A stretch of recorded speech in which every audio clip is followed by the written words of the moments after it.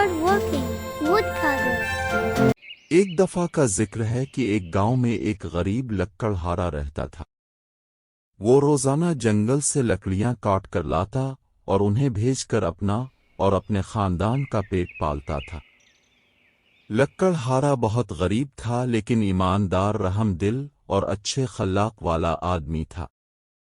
وہ ہمیشہ دوسروں کے کام آتا اور بے زبان جانوروں، پرندوں وغیرہ کا بھی خیال رکھتا تھا۔ ایک دن جنگل میں لکڑیاں اکٹھی کرنے کے بعد وہ کافی تھک گیا اور ایک سایہ دار درخت کے نیچے سستانے کے لیے لیٹ گیا۔ لیکن جیسے ہی اس کی نظر اوپر پڑی اس کے رونگٹے کھڑے ہو گئے۔ اس نے دیکھا کہ ایک سانپ درخت پر بنے ہوئے گھونسلے کی طرف بڑھ رہا تھا۔ اس گھونسلے میں کوے کے بچے تھے جو سانپ کے ڈر سے چین چین کر رہے تھے۔ بچوں کی ماں دانا چگنے کہیں دور گئے ہوتی۔ رحم دل لکڑہارا اپنی تھکان بھول کر فوراً اٹھ بیٹھا اور کوے کے بچوں کو سانپ سے بچانے کے لیے درخت پر چڑھنے لگا۔ سانپ نے خطرہ بھانپ لیا اور گھونسلے سے دور بھاگنے لگا۔ اسی دوران کوے کی ماں بھی لوٹ آئی۔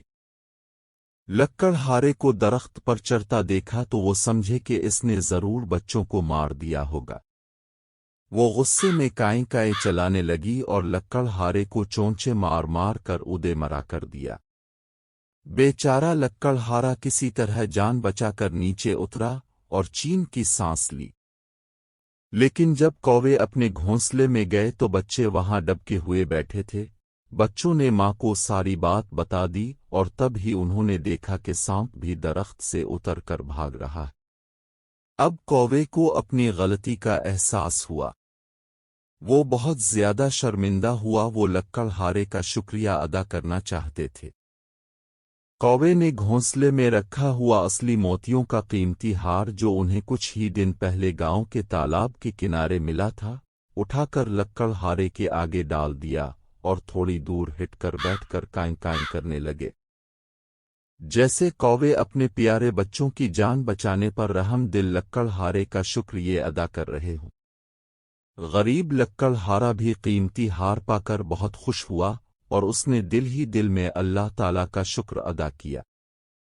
جب لکڑہارا لکڑیوں کا گٹھا سر پر اٹھا کر اپنے گاؤں کی طرف چلا تو کوے بھی اس کے اوپر کائیں کائیں کرتے اڑ رہے تھے، لیکن چونچ مارنے کے لیے نہیں بلکہ اسے دور تک الوداع کرنے کے لیے۔